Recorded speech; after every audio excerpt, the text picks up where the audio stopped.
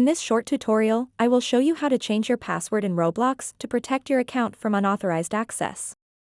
Changing your password is important to keep your account secure and prevent anyone else from logging in without your permission.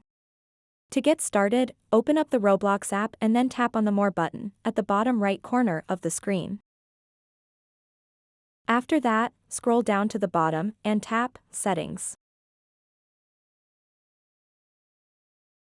Then tap Account Info.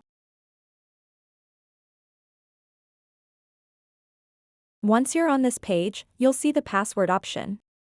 To change your password in Roblox, simply tap on this button. Then type in your current password. Then type in your new password. And then retype that to confirm it. Tap on the Update button to save changes. You have successfully changed your password on Roblox. So that wraps up this tutorial. If you have any questions about this whole process, please let me know in the comments section below. And if this video helped you out, please give it a big thumbs up and subscribe to this channel for more tutorial videos like this one. Thank you so much for watching and have a good day.